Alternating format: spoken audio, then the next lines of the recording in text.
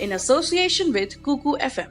नेता नगरी के इस सत्र में बात होगी पंजाब की, और पंजाब के बहाने कांग्रेस के अंदर जो ओवरऑल क्राइसिस चल रहा है हम अलग अलग राज्यों में देख रहे हैं। छत्तीसगढ़ में हमने देखा 1 दर्जन एमएलए दिल्ली आ गए और ये खबर चली कि वो अब कांग्रेस आला कमान से मिलकर कहेंगे कि भूपेश बघेल चीफ मिनिस्टर बने रहेंगे। एक जो एक्स चीफ मिनिस्टर कांग्रेस के पंजाब में थे वो जाकर के गृह मंत्री और एनएसए से मिल लिए हैं। अब उन्होंने साफ कह दिया है प्रेस से कि मैं कांग्रेस में रहूंगा नहीं, बहुत ह्यूमिलेट किया गया। और पंजाब के अंदर जो स्टेट यूनिट का क्राइसिस है वो तो चल ही रहा है, कांग्रेस उसको अपनी अपनी तरह से अटेम्प्ट कर रही है सुलझाने की।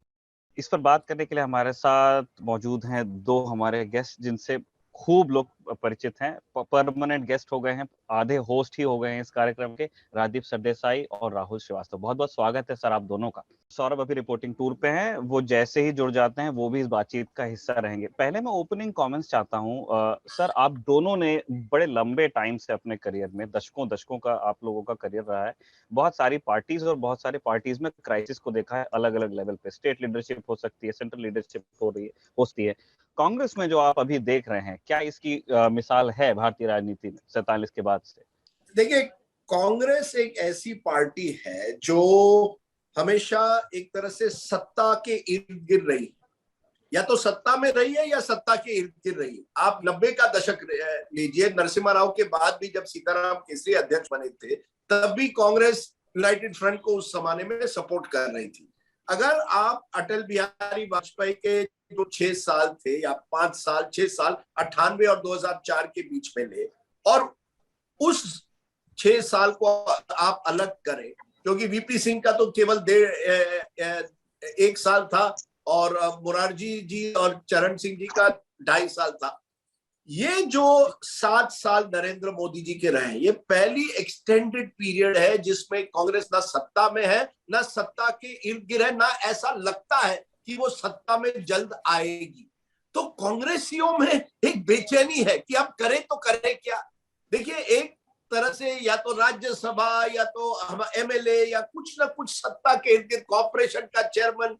अब आप निखिल लीजिए, आप ये गिनिए, बिहार, उड़ीसा, यूपी, आंध्र प्रदेश, ये तमिलनाडु तो पहले से ही था, कांग्रेस से चला गया था, बंगाल में भी 0 सीट्स आ गए।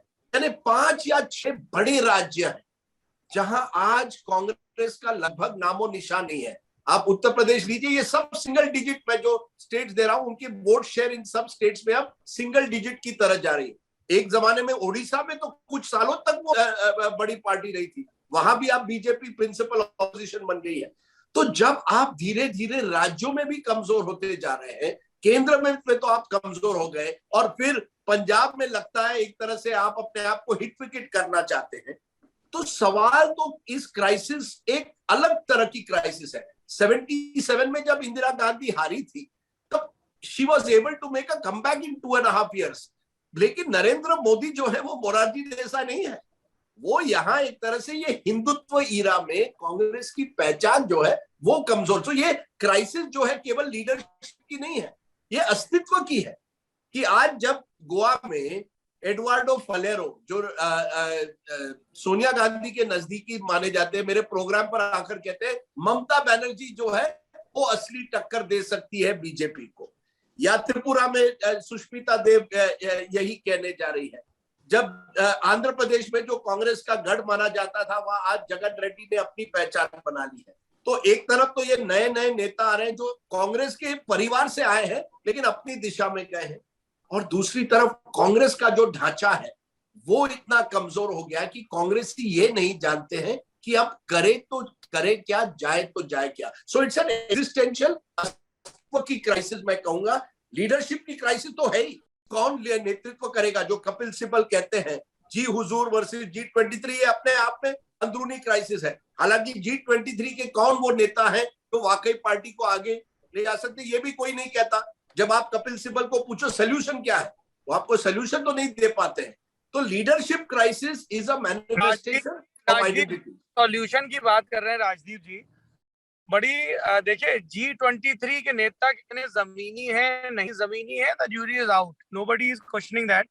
लेकिन सॉल्यूशन की बात में वो सबसे पहले तो यही कह रहे हैं कि कांग्रेस वर्किंग कमेटी लगातार मीटिंग हो अलग अलग देश में पॉलिटिकल इश्यूज आते हैं, पॉलिटिकल क्राइसिस आती है, वो आपकी टॉप गवर्निंग बॉडी है, आपकी CWC बैठ नहीं रही है, उस पार्टी का क्या हाल होगा जो पार्टी अपना एक अध्यक्ष नहीं तय कर पा रही है?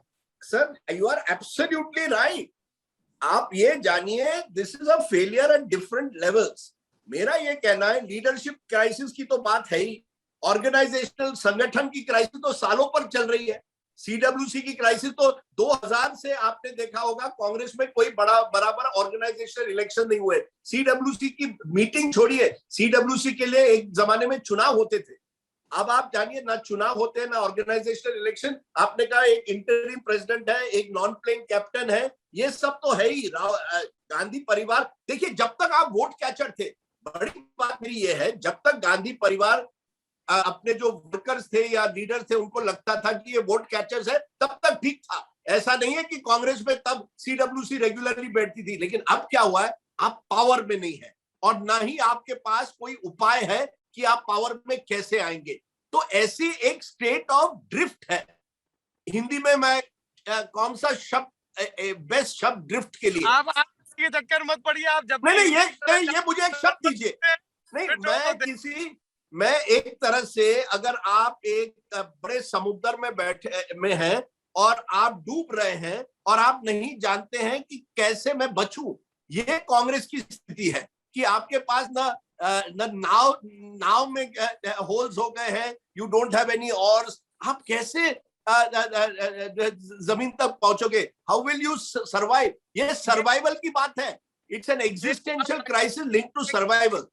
मैं थोड़ा सा राहुल श्रीवास्तव जी की तरफ चलना चाहता हूं और मैं निखिल जी आपसे माफी भी चाहता हूं कि मैं क्यों अचानक से बीच में टपक पड़ा। दरअसल मैं रामपुर में हूं, रिपोर्टिंग कर रहा था और मुझे लगा कि पिछले हफ्ते भी मैं शामिल नहीं हो पाया, तो जैसे मैं गाड़ी में बैठा मैंने लॉगिन कर लिया। रामपुर का लक्ष्मण, राहुल श्रीवास्तव, रामपुर का लक्ष्मण नहीं पता है, पर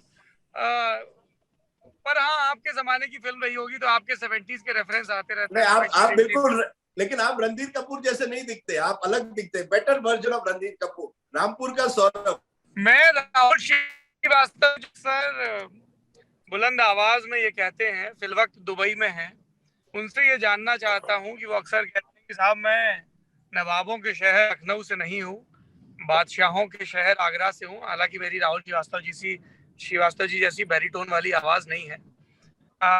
मैं ये जानना चाहता हूँ कि इनका हाल भी अब मुगलों जैसा हो गया है क्या, कि जो तख्त जो था और वो दिल्ली से पालम तक सीमित था, कांग्रेस का वैसा हाल नहीं हो गया है क्या? और राजीव जी ने कहा कि CWC की मीटिंग, मैंने ही कपिल सिब्बल का हवाला दिया, लेकिन अगर मेरी याददाश्त ठीक गवाही दे रही है तो एक 78 में चुनाव हुए थे, जिस चुनाव में प्रणब मुखर्जी हार गए थे वर्किंग कमेटी के चुनाव में, और उसके बाद एक चुनाव हुए थे जब ये सीताराम के बनर्जी पूरा जो अधिवेशन कलकत्ता में हुआ था और अलगाव हुआ था। तो इंटरनेसी जैसी चीज तो इंदिरा कांग्रेस में कभी रही नहीं है, चुनाव जैसी। लेकिन जो राजदीप ने कहा वो भी दुरुस्त है कि साहब वोट कैचिंग एबिलिटी थी तो सब चीजें चल रही थी, अब वोट कैचिंग एबिलिटी नहीं बची है। राहुल श्रीवास्तव जी, आप भी लंबे वक्त से देख रहे हैं, आप इन बदलावों को कैसे देखते हैं? ये बहुत ही आपको कॉस्मेटिक चेंज लग रहे हैं? ऊपर पट्टी के जिग्नेश को ले आए, कन्हैया को ले आए, और पंजाब में कोई मिला ना विशाल सनम, कल तक पिछले हफ्ते तक चर्चाएं हो रही थी मास्टर स्ट्रोक, दलित फेस आदि इत्यादि। राहुल जी देखिए, आपने जिक्र आगरा जो किया, मैं उस पर ये बताना चाहूंगा कि अगर आप, मेरी ये थ्योरी अब कंफर्म्ड हो चुकी है कि इन मॉडर्न पॉलिटिक्स में भी या कोई वक्फे में कोई भी डायनेस्टी की एक लिमिट होती है, लास्टिंग कैपेबिलिटी होती है कि वो कितने समय तक चलेगी।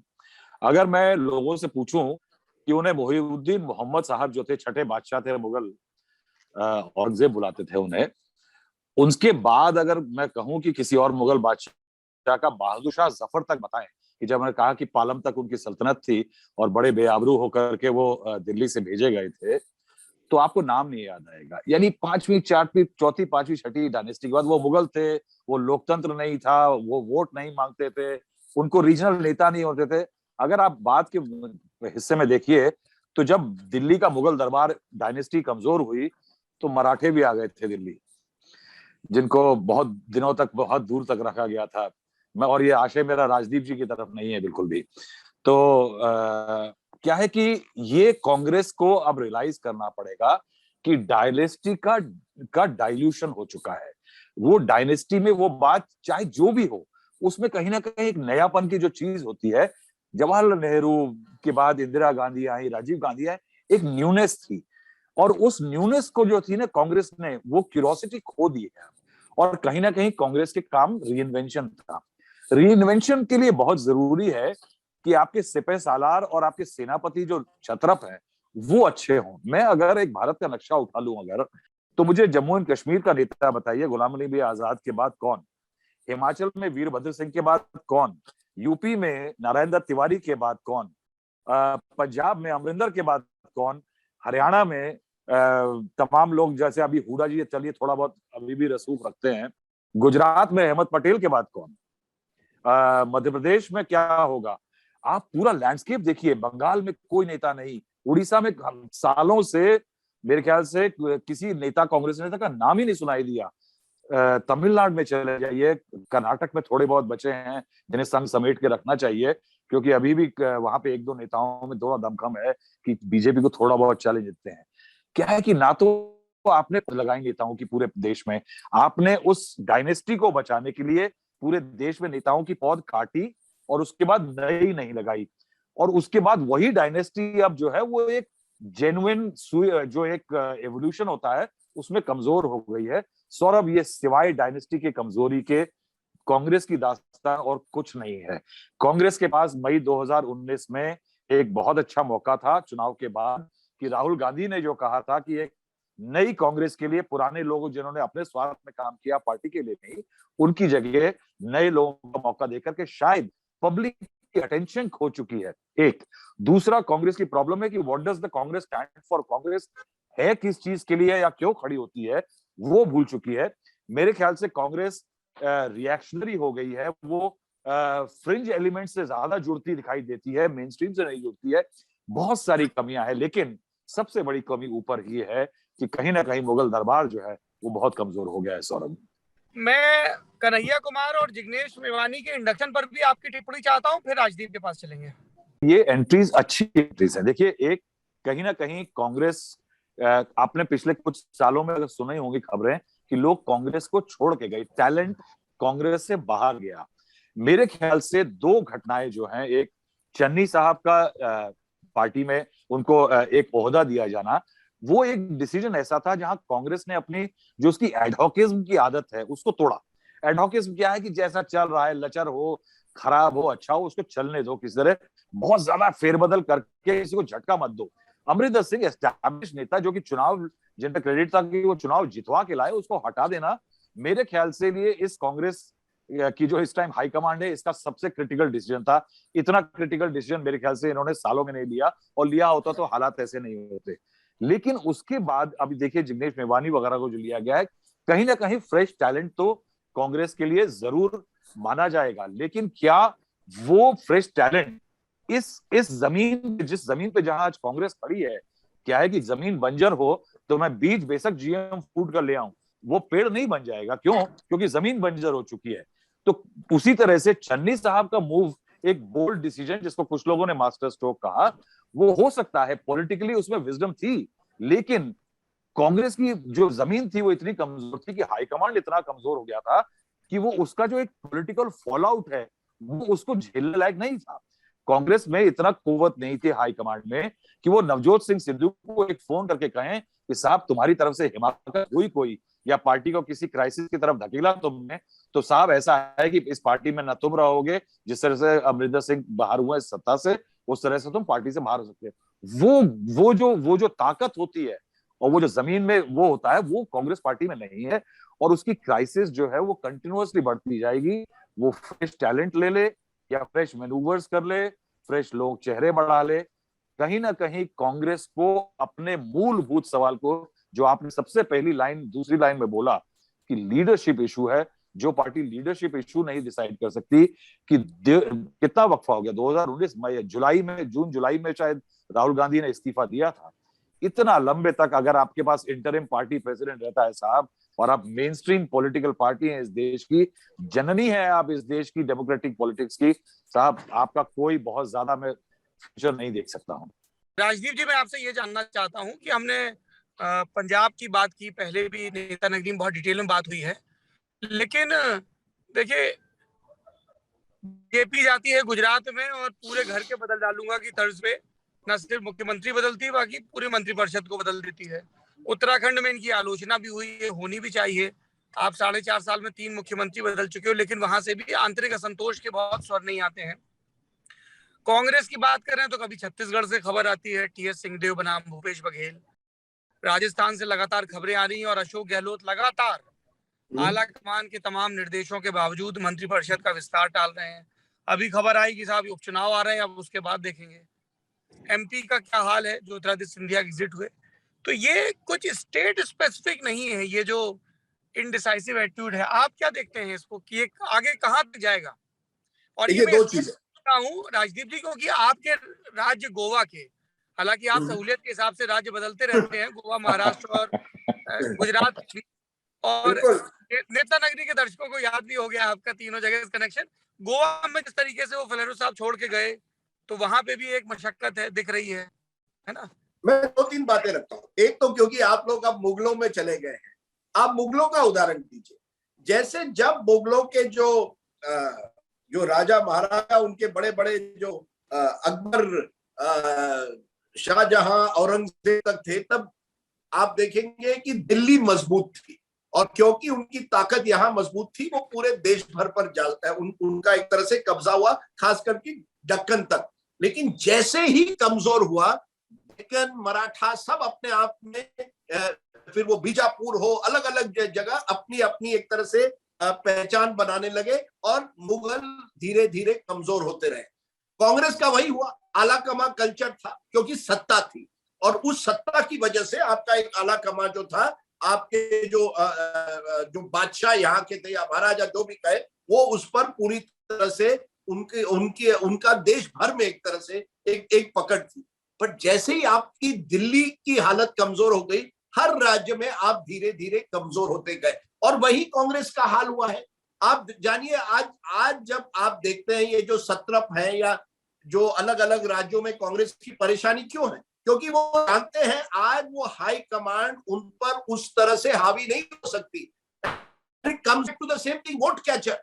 जब आप पे वो क्षमता नहीं रही कि आप अपने ताकत पर वोट ला सके, और 2 लगातार जनरल इलेक्शन में आपको 40-50 लोकसभा सीटें मिलती है, तो नेचुरली जो स्टेट के लीडर्स हैं वो समझते हैं अब तो हमारी ताकत पर होगा। मैंने आपको गोवा का उदाहरण दिया है, उससे एक बड़ी इंटरेस्टिंग कहानी है। इसके पीछे कौन है? प्रशांत किशोर। प्रशांत किशोर, जो पिछले महीने हम लोग इसी नेता नगरी पर बात कर रहे थे कि वो क्या कांग्रेस के रणनीतिकार बनेंगे, आज वही प्रशांत किशोर ममता बनर्जी के नाम पर लुइसडीन फलेरो को, जो पूर्व मुख्यमंत्री थे, तृणमूल की तरफ ले जाते हैं। यानी प्रशांत किशोर भी एक तरह से समझ गए हैं कि अब ये कांग्रेस को हम नहीं बचा सकते, चलिए ममता बनर्जी को नेशनल पार्टी बनाने की कोशिश करते हैं। तो कहीं ना कहीं आप देखेंगे, और ये भी नेता जान गए हैं कि केवल कांग्रेस के नाम पर अब हम चुनाव नहीं जीत सकते। हालांकि उनके सबके नाम में तृणमूल कांग्रेस, नेशनलिस्ट कांग्रेस, वाईएसआरसीपी तो ब्रांड नेम है, लेकिन आला कमा कमजोर है। मैं एक बात इस पे जोड़ दूं, जिग्नेश मेवानी और कन्हैया कुमार की। देखिए, राहुल गांधी को लगता है कि वो एक तरह से एक नया कांग्रेस बनाना चाहते हैं, अपनी एक तरह से विचारधारा को लेकर, जो वामपंथी से या एक्टिविज्म से एक तरह से जुड़ी हुई है। उसमें कन्हैया जुड़ जाते हैं, जिग्नेश मेवानी जुड़ जाते हैं। उनको लगता है ये आरएसएस बीजेपी को वाकई टक्कर दे पाएंगे जमीन पर। ये अपने आप में आप कह सकते हैं ये उनकी विचारधारा है। लेकिन ये कांग्रेस पार्टी जो है, वो तो बहती गंगा की तरह सबको उस पर डुबकी मारने का मौका मिलता था। जब राजीव गांधी थे, मुरली देवरा भी उस कांग्रेस में थे, मणिशंकर अय्यर भी हुआ करते थे। इंदिरा गांधी के टाइम पे चंद्रशेखर भी एक तरह से थे, मोरारजी देसाई जैसे लोग थे। तो देखिए, आप जानिए 60s में तो कांग्रेस जो है उसमें अलग अलग विचारधाराओं के लोग आ सकते थे। It was a big tent. अब राहुल गांधी ने क्या कर दिया है, उस बिग टेंट को नीच ब्रांड बना दिया कि आप अगर एक तरह की विचारधारा से हैं तो आप हमारे करीबी बन जाते हैं, नहीं तो मुझे आप पर सस्पिशन है कि आप कुछ बीजेपी आरएसएस के साथ आपके कुछ संबंध है। अब इस तरह से राजनीति नहीं होती ना, आपको सबको साथ लेकर करनी पड़ती है और लगातार। राजदीप जी, ये मैंने बात समझ ली। आप एक बड़ी दिलचस्प चीज ले आए और मैं चाहता था कि नेता नगरी में इस पे चर्चा हो, और मैं इस पे आपके, राहुल जी के, निखिल जी के, सबके व्यू चाहता हूँ। ये क्या है प्रशांत किशोर का ग्रैंड डिजाइन कि अब नेता टीएमसी ज्वाइन कर रहे हैं? तो क्या अब टीएमसी कांग्रेस का विकल्प बनने की तैयारी कर रही है देश में? उनके पास एक ब्रांड तो है ममता बनर्जी के रूप में, और वो उसको इस तरह से प्रचारित भी कर सकते हैं कि she is the one who stopped BJP juggernaut in Bengal. देखिए, आप देखिए प्रशांत किशोर के कार्यकाल को देखिए, उन्होंने यश उन पार्टियों में पाया है जहां उनके डायरेक्ट संबंध उस नेता के साथ है। फिर वो जगन रेड्डी हो आंध्रा में, ममता बनर्जी हो बंगाल में, नीतीश कुमार हो बिहार में, वो एक तरह से उस हाई कमांड, जो रीजनल हाई कमांड है, उसके साथ उनके संबंध बन पाते हैं। कांग्रेस में आप अगर प्रशांत किशोर चाहे कि सब निर्णय मैं लूंगा, मैं एक तरह से की स्ट्रेटेजिस्ट बनूंगा, I will become a lateral entrant as the key strategist, वो हो नहीं पाएगा। लेकिन इन पार्टियों में हो सकता है। आप ये बात जानिए, शरद पवार ने हमें पिछले महीने इंटरव्यू दिया जिसमें उन्होंने कहा कि कांग्रेस जमींदारी की तरह नहीं चल सकती। अब ममता बनर्जी के नेफ्यू जो है अभिषेक बनर्जी कहते हैं कि हम जो है वो असली कांग्रेस है जो बीजेपी को टक्कर देंगे। इसमें कहीं ना कहीं मुझे डिजाइन लगती है कि अगर कांग्रेस अगले साल के चुनाव में बुरी तरह से हार जाती है तो क्या एक रीअलाइनमेंट होगी, एक नया कांग्रेस परिवार ये बाकी लोग बनाना चाहेंगे, शायद माइनस गांधी फैमिली, और शायद कांग्रेस में स्प्लिट होना चाहिए जिसमें राहुल गांधी, कन्हैया कुमार, जिग्नेश, हार्दिक अपने जो नजदीक है उनके साथ एक पार्टी बना ले, कांग्रेस आर, कांग्रेस रेवोल्यूशनरी, कांग्रेस राहुल, उसे जो भी आप कहें, और दूसरी तरफ एक कांग्रेस परिवार बन जाए। तो प्रशांत किशोर की मुझे लगता है रणनीति यही है कि वो एक रीअलाइनमेंट चाहते हैं, लेकिन पॉलिटिक्स इस तरह से नहीं चलती। आपको नैरेटिव चाहिए। प्रशांत किशोर की राजनीति जो है, his managerial skills have worked, but there are limits to it. You will need, वो उत्तर प्रदेश में क्यों नहीं चल पाई? क्योंकि तब आपके पास ना उस तरह का चेहरा था, ना नैरेटिव था, और कांग्रेस जैसे पार्टी में शायद वो नहीं चल पाता है जो बाकी parties they are ready to change. Congress at the moment is like वो हाथी की तरह है ना, धीरे धीरे जाती है एक, और उनको लगता है नहीं हमारा समय आएगा, हम पेशेंट रहेंगे, लेकिन अब पेशेंस का भी समय धीरे धीरे कम होता जा रहा है। तो Prashant Kishor strategy is to realign political force. Ji Rahul Srivastava ji, आपने तमाम राजनीतिक दौर देखे हैं, इस देश के तमाम आंदोलन देखे हैं, क्या आपको ये दूर की कौड़ी लगता है कि एक चुनावी रणनीतिकार का एक ऐसी पार्टी में जाना जहां पर दूसरी पांत या भविष्य के नेता की लड़ाई खुली है, और ये एक थ्योरी या हाइपोथेसिस की चूंकि बंगाल में ममता बनर्जी कार्ड चला है तो वो पूरे देश में हो सकता है, या उनके नाम पे चूंकि वो अनुभवी हैं, बुजुर्ग हैं और तीसरी दफा की मुख्यमंत्री हैं, तो उनके नाम पर she can be a railing point for anti BJP forces, क्योंकि जो कांग्रेस, जिस कई लोगों को लग रहा था रैलिंग पॉइंट होगी, उसकी लीडरशिप नाकाफी साबित हुई है। तो इस थ्योरी पे राहुल जी आपका क्या सोचना है? तो मैं जहां बैठा हूं उसके बहुत पास में ही बुर्ज खलीफा है दुबई में, और एक पिक्चर आई थी मिशन इम्पॉसिबल, उसमें टॉम क्रूज जो है वो बहुत ऊंचाई से एक फ्लोर से कूदता है रस्सी पकड़ करके, और एक फ्लोर से दूसरे फ्लोर में जाता है, मुश्किल को आसान कर देता है। देखिए, कहीं ना कहीं एक अंडरलाइन है प्रशांत किशोर की जो मैं देख रहा हूं कि वो नरेंद्र मोदी को एक बार हराना चाहता है। He wants to defeat Narendra Modi as a political challenge, और वो फितूर है, वो कोशिश है, वो कुछ भी आप उसको कह सकते हैं, बट ही हैज इट। उसने एक बात देख ली कि अखिलेश और राहुल गांधी को उसने छोड़ करके कि यूपी की पॉलिटिक्स थोड़ी कॉम्प्लेक्स है, वहां पे गठजोड़ जाड़ के टांक करके स्ट्रैटेजी बना करके किसी को हरा देना या जिता देना बहुत आसान नहीं है। मेरे ख्याल से उनको चंद्रगुप्त मौर्य और नंद का वो भी किस्सा याद आ गया होगा कि हार करके जब चंद्रगुप्त मौर्य जाते हैं बुढ़िया की कुटिया में जंगल में, तो बहुत भूख लगी होती है और बुढ़िया उनको गरम गरम खिचड़ी देती है, तो चंद्रगुप्त मौर्य बीच में हाथ डाल देते हैं, जल जाता है, तो बुढ़िया कहती है कि तुम चंद्रगुप्त मौर्य की तरह से हो क्या? बेटा तुम तो सीधे सीधे बीच में खा रहे हो, किनारी किनारी खाओ, ठंडी करके तब जाके बीच की खा पाओगे। मेरे ख्याल से कहीं ना कहीं प्रशांत किशोर ने ये एक अंडरस्टैंडिंग बना ली है कि उनको एक नेशनल लेवल पे अलग अलग जगह पे छोटी छोटी सेनाएं खड़ी करनी होंगी, जब तब जाकर के बीजेपी को दिल्ली में चैलेंज किया जा सकता है।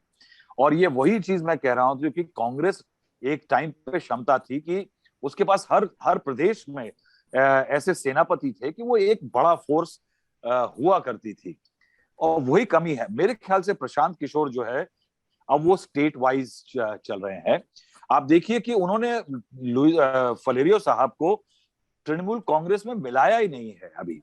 वो बेसिकली इशारा ये करवा रहे हैं कि साहब ऐसा है कि कांग्रेस कमजोर है, आप तृणमूल से जुड़िए। ऐसा ही कुछ काम कुछ और राज्यों में चल रहा है। देखिए मेरे को ये पता है कि पिछले करीब 2 महीने से आईपैक की टीमें जो है, प्रशांत किशोर जी की टीमें गोवा में तमाम बुद्धिजीवियों, राइटर्स, मछुआरों और तमाम उनके ग्रुप से मिल रही है। वो एक अंडरस्टैंडिंग क्रिएट कर रही है कि माहौल क्या है, लेकिन कभी कभी माहौल पढ़ने की जगह बताया भी जाता है।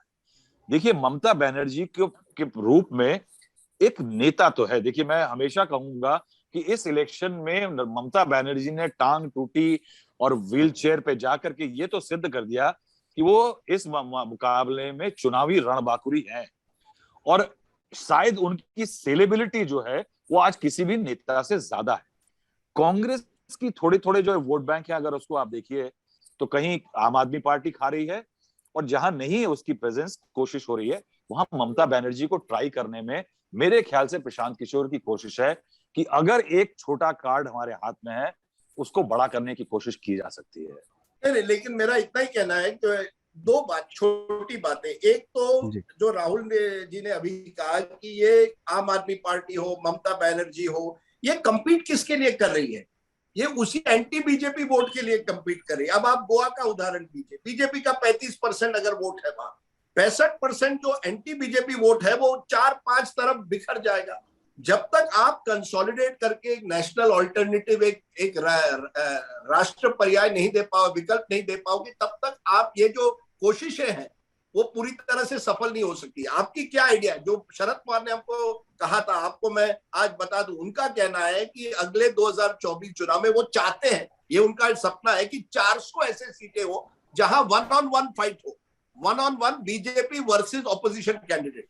यानी इसके लिए आपको कांग्रेस को भी साथ लेना पड़ेगा, क्योंकि कांग्रेस 180-90 ऐसी सीटें हैं जहां कांग्रेस की भी नंबर 1 पार्टी है, मध्य प्रदेश में या राजस्थान में। तो ये कैसे करेंगे? ये आसानी से नहीं होगा, और ये तभी होगा जब मुझे लगता है कि कांग्रेस में कोई फेरबदल हो। कांग्रेस में जब तक उलटफेर ना हो तब तक कुछ नहीं होगा। और दूसरी बात, जो डिनेस्टी की बात बार बार आती, ये 5वीं पीढ़ी है नेहरू गांधी फैमिली की। अगर आप मोतीलाल नेहरू से ले, अब कौन सा बिजनेस हाउस भी है जो 5वीं पीढ़ी तक उसी उत्साह से, उतने जोश से आगे बढ़ पाता है? एक टाटा ग्रुप आप कह सकते हैं, मैं सोच रहा हूं कौन सा है जो 100 साल से ज्यादा और आगे बढ़ा। और टाटा भी तब कैसे बढ़ा निखिल, जब टीसीएस और ये नए कंपनी आई, नई लीडरशिप आई। कांग्रेस में कहां है वो टीसीएस और टाटा ग्रुप की तरह एक नई लीडरशिप? वही पुराने नेता, वही पुरानी रणनीति, वही पुरानी स्ट्रेटेजी, उससे नहीं चलेगा। एंड राहुल राजदीप जी आपने अमेठी में प्रियंका गांधी का एक चर्चित इंटरव्यू किया था। आप कह रहे हैं नई लीडरशिप नहीं है, प्रियंका गांधी और उनके समर्थक नाराज हो जाएंगे आपसे? नहीं, ये देखिए, आप हंसकर कहिए, ये सच्चाई है। Priyanka Gandhi Priyanka Gandhi she has to live in Lucknow. उनको लखनऊ में लेकर उत्तर प्रदेश की लड़ाई लड़नी पड़ेगी। You can't run it from Delhi. यही तो है ना। आपको फिर राहुल गांधी, जब 10 साल मनमोहन सिंह की सरकार थी, वो अगर मंत्री बनते, अपनी दिखाते किस तरह से वो मंत्रालय संभाल पाते हैं, तो people would not have called, he would not have succumbed to this Pappu propaganda. ऐसा है, मैं आप लोगों को थोड़ा बीच में टोक रहा हूं। हम लोग हरि अनंत हरि कथा अनंता की तरह 1000 दफा कांग्रेस का विघटन, इन सब पे चर्चा कर चुके हैं। उसमें नए नए उदाहरण जुड़ जाते हैं बस कि अच्छा अब एक और नया प्रसंग आ गया। मैं ये जानना चाहता हूं कि क्या टीएमसी जैसा कोई विकल्प एक राष्ट्रीय विकल्प बन सकता है? इसकी संभावनाएं और सीमाएं क्या हैं? राहुल श्रीवास्तव जी, आप, और फिर राजदीप जी। राहुल जी। किसी विकल्प को खड़ा करने के लिए मेरे ख्याल से आज की मैं स्थिति देखूं तो विकल्प को खड़ा होने के लिए पूरे एक देशव्यापी के लिए Narendra Modi has to do something very wrong. अगर आप इस देश की प्रथा देखें, राजीव गांधी बहुत पॉपुलर थे, उनको गलतियां करनी पड़ी। अगर आप देखें इंदिरा गांधी का भी एक डाउनफॉल जब आया तो उनको गलतियां करनी पड़ी। आज की पॉलिटिकल स्थिति में जहां आपको नेता पूरे देश का एक ऑल्टरनेटिव नहीं दिख रहा, उसको खड़ा करने के लिए एक तो एक बहुत बड़ा एफर्ट चाहिए होगा कि लोगों को जोड़ा जा सके, और मुझे लगता है कि नरेंद्र मोदी को बहुत सारी गलतियां करनी होंगी। और इसी कारण से क्या है कि कांग्रेस के पास एक बेनिफिट है, उसके पास एक देशव्यापी कार्डर है, देशव्यापी पहचान है। उसका झंडे को देख के कोई ये नहीं कहेगा कि साहब ये कौन सी पार्टी है। उसके पास एक एडवांटेज था, वो एडवांटेज खो चुकी है। और इसीलिए प्रशांत किशोर की कोशिश है कि टीएमसी को इंट्रोड्यूस करें। आप देखिए, बड़ी अजीब चीज है कि अभी तक गोवा में टीएमसी के नाम पे 3 नेता हो चुके हैं, 3 चीफ मिनिस्टर, तीसरे चीफ मिनिस्टर यानी चंद्रशेखर जैसे ऐसे लोग जिनके पास टैलेंट तो है लेकिन जहाज नहीं है, वो प्रधानमंत्री बन सकते हैं, पार्टी नहीं है। अब क्या है कि परेशानी यही है कि ममता बनर्जी को उस पूरे नेशनल कैनवस पे स्टालिन अपनी महत्वाकांक्षा मार करके आगे बढ़ाएं, उनको नवीन पटनायक आगे बढ़ाएं, वो एक एक्सेप्टेंस बहुत लंबा पीरियड है। ममता बनर्जी जरूरी है, वो तब होगा जब मोदी देश की मजबूरी हो जाएंगे, शायद एक्सेप्टेंस बढ़ सकती है। लेकिन जब तक ऐसा नहीं होता, आने वाले 2-3 सालों में कोई बहुत आसानी से सारे पॉलिटिकल स्पेक्ट्रम खत्म करके एक एक नेता बनेगा और एक रोशनी आएगी 7 रंगों से मिल करके, ये बहुत मुश्किल लग रहा है। तो यानी यही है कुल मिला के कि हजारों बरस तक नरगिस अपनी बेनूरी पे रोती है, बड़ी मुश्किल से होता है चमन में दीदावर पैदा। राहुल जी के बात से को थोड़ा आगे लेकर जाता हूं।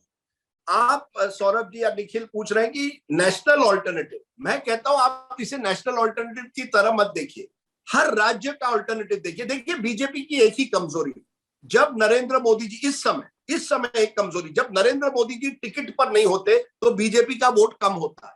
12 से 14% 2019 से ही हुआ है हर राज्य के चुनाव में, और खास करके जहां कल्चर अलग है, जहां हिंदुस्तानी कल्चर नहीं है। एक तरह से आप बंगाल का फिर वो लोकल कल्चर लीजिए, या तमिलनाडु लीजिए, या इन राज्यों में, या गोवा का भी एक तरह से अलग कल्चर है। वहां आप लोकल कल्चर के को लेकर मोदी जी और बीजेपी को एक तरह से चैलेंज जरूर कर सकते हैं। रीजनल सेंटिमेंट, तो रीजनल सेंटिमेंट एक तरह से आप जानिए, अगले 2 साल में 2.5 साल में 11 ऐसे चुनाव आ रहे हैं देश भर में, बड़े नेशनल चुनाव के पहले कई राज्यों में, जहां अगर आप मध्य प्रदेश, राजस्थान, छत्तीसगढ़ जो आखिर में आएगा 2023 में, बाकी राज्यों में आप एक तरह से कर्नाटक हो, अगले साल में जो बाकी के चुनाव होंगे, गुजरात के चुनाव हो, हिमाचल, पंजाब, उत्तराखंड, उत्तर प्रदेश, और उसके बाद उत्तरार्ध में हिमाचल और गुजरात के चुनाव। इन कई राज्यों में कांग्रेस मेन बीजेपी की प्रतिद्वंदी है। और अभी तक क्या देखा गया है, जहां कांग्रेस वर्सेस बीजेपी होता है वहां कांग्रेस कमजोर पड़ जाती है। मुझे लगता है, कई लोगों को लगता है, ये अपने आप में मौका है, अगर हम कांग्रेस का वोट अपनी तरफ कर पाए तो हम can be the alternative to BJP by 2024। ये आसान नहीं है, क्योंकि इसका फायदा किसको हो रहा है इस समय? सबसे ज्यादा फायदा ये जो लड़ाई हो रही है, फिर वो आप कह रहे तृणमूल कांग्रेस, अगर ममता गोवा में आए, आम आदमी पार्टी गुजरात में जाए, या उत्तराखंड, बिल्कुल वही राजदीप जी, मेरा अगला सवाल वही था कि इस डायमेंशन को और थोड़ा बीजेपी फायदा होता है।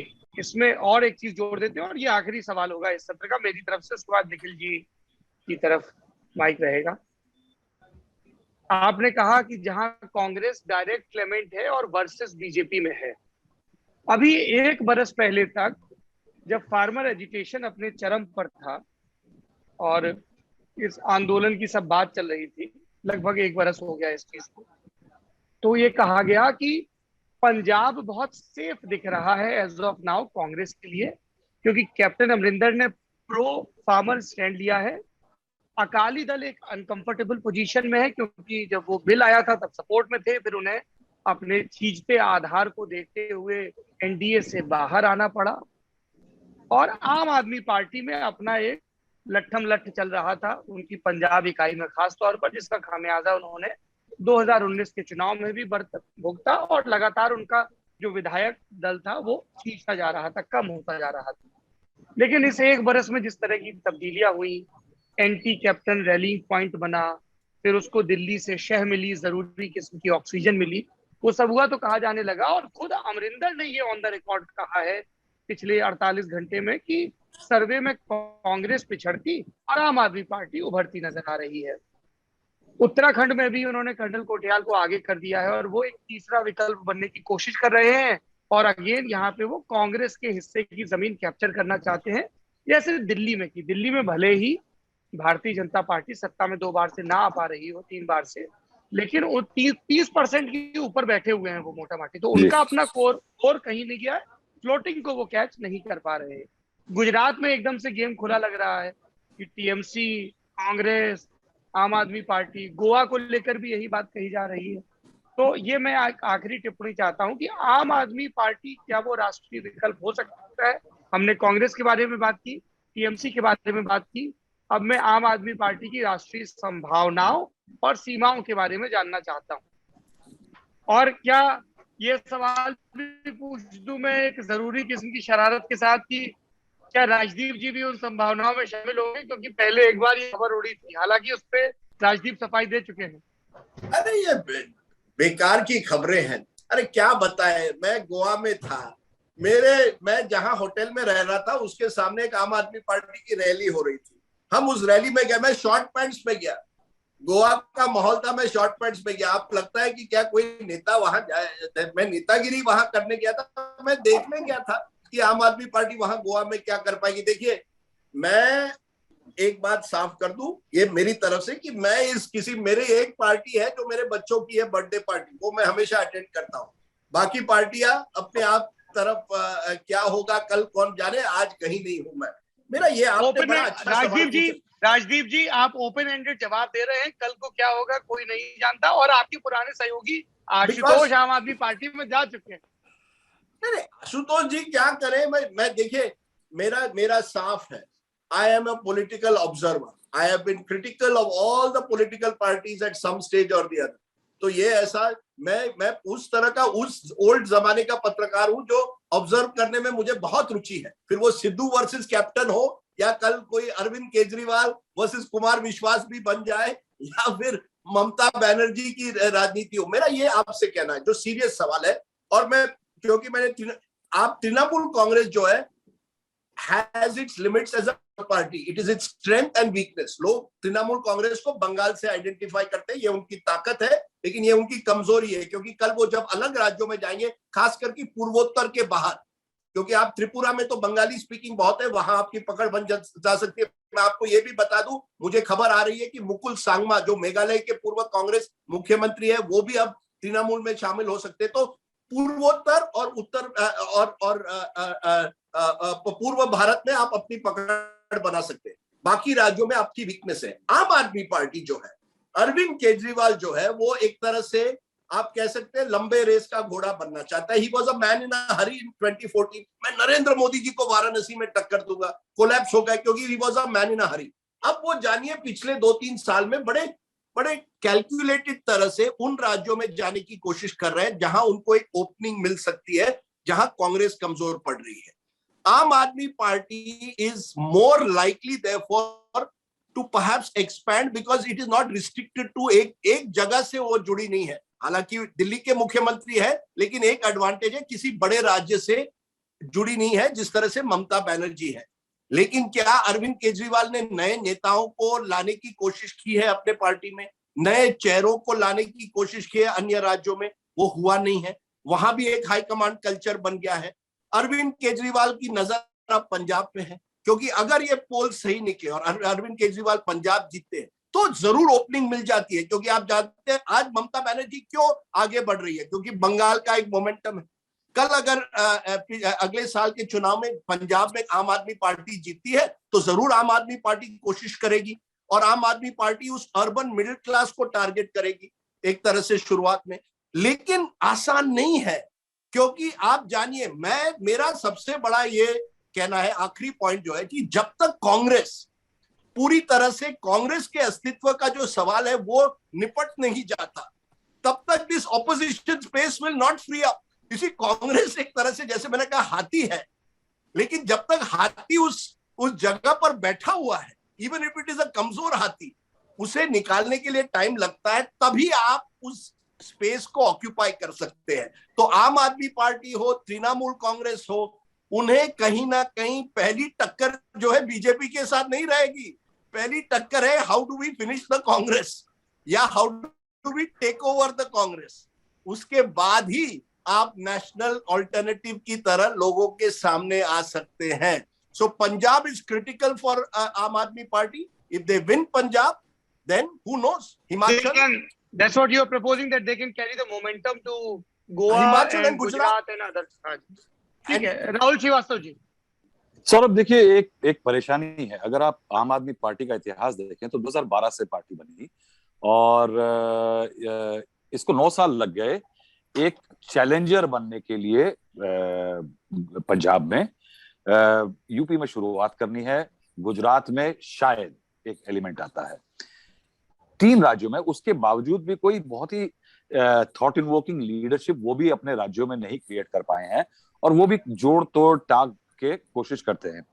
देखिए, इसमें परेशानी वही जो राजदीप ने भी बात करी कि एक बार आप एक स्टेट को जीतने के लिए जब एक नीले रंग में अपने आप को कोई सियार रंग लेता है, तो वो जा करके नीले रंग की बाकी किसी चिड़ियों के बीच में बहुत देर बैठ नहीं पाता, वो समर्थन नहीं मिलता।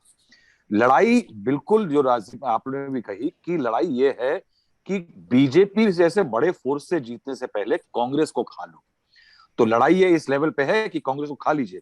लेकिन इन लोगों की प्रॉब्लम ये है कि जब ये एक स्टेट में इतना रंग जाते हैं तो इनके लिए मुश्किल हो जाता है कि दूसरी स्टेट में आइडेंटिटी बनाना, क्योंकि इतनी ज्यादा कमिटेड आइडेंटिटी हो जाती है पॉलिटिकल उस राज्य से। वो आप मेरे को यानी राजदीप ने पिछली बार एक सवाल पूछा, तो मैं एक सवाल पूछता हूं कि मुझे ऐसा उदाहरण नहीं याद आ रहा कि एक राज्य का रीजनल पार्टी दूसरे किसी राज्य में सत्ता में आ गई हो। उसमें 2 परेशानियां, एक तो उसकी पहुंच नहीं हो पाती, दूसरी परेशानी ये होती है कि शायद वो राज्य छोटा हो तो उसका, जैसे केजरीवाल साहब एक छोटे राज्य के नेता हैं जो कि फुल राज्य तक नहीं है। कल अगर पंजाब में एक नेता बनता है, जीत जाते हैं, जीतने के बाद जो मुख्यमंत्री होगा वो पंजाब सूबे का होगा, गुजरात जीतने गुजरात सूबे का होगा। वो अरविंद केजरीवाल की यूएसपी के लिए थोड़ा प्रॉब्लम हो जाएगा। ये परेशानियां हैं रीजनल प्लेयर्स की। तो शायद इसलिए मेरे ख्याल से कोई देश में ऐसा रीजनल पार्टी नहीं हुई जिसने एक राज्य में होते हुए दूसरे राज्य को भी जीत लिया हो। और ये परेशानी जब तक रहेगी तब तक किसी राज्य की पार्टी को नेशनल फेस बनने के लिए, लेकिन उसके लिए वो शरद पवार फॉर्मूला जो है वो बहुत क्रिटिकल है, लेकिन वो यूटोपियन है। उसमें यूटोपिया है कि साहब जहां जिसकी लड़ाई हो ना वही लड़े, जीतने वाला बाकी ना लड़े। और ये कॉम्प्रोमाइज इतने नेशनल बड़े कैनवस पे बड़ा मुश्किल है। इसीलिए नरेंद्र मोदी को गलती करनी होगी। आखिरी बात, ये आपने जो बात कही राजदीप जी के चुनाव लड़ने की और या पॉलिटिक्स में आने की, साहब जहां पे हारना या नुकसान का मामला आता है वहां राजदीप जी हाथ नहीं डालते। मैं बहुत पहले से जानता हूं। देखिए राहुल श्रीवास्तव जी, मैं महाराष्ट्रन हूँ। हम महाराष्ट्रन जो है ना, हम रिस्क फ्री रहते हैं। हम रिस्क फ्री। देखिए मैं वही बात कही ना गौरव, देखिए ऐसा है, ऐसी बात मुझे बड़ा अच्छा लगता है कि ये जो नदी तट पे 2 बूढ़ी सखियां बैठ के एक दूसरे से चुहल करती हैं, आप लोग आस्वाद ले आते हैं इस पूरी बातचीत में। नहीं, देखिए एक बात जो है ना कि आप लोग, क्योंकि आप तीनों जो है हिंदी हार्टलैंड से आते हैं, मैंने एक बात कही, लोकल कौन तीनों हिंदी हार्टलैंड से आते हैं? आप हमारे निखिल की पूरी सांस्कृतिक विरासत को दे रहे हैं भाई साहब। सेंट्रल प्रोविंसेस, पुराने सीपी और बिरार। चलिए, पुराने सीपी और बिरार। Sir he is a Marathi speaking chap, he can speak in Hindi है सर। तो यार निखिल, पहले तुम 2-4 वाक्य राजदीप जी को मराठी में बोलो। निखिल नहीं, उनकी बात पूरी होने दीजिए। निखिल, आप मध्य प्रदेश है ना? अरे छिंदवाड़ा से हैं, लेकिन मूलतः जो सांस्कृतिक सामाजिक रूप से महाराष्ट्र से हैं। अब आप देखिए, आप एक इसी में बात हुई।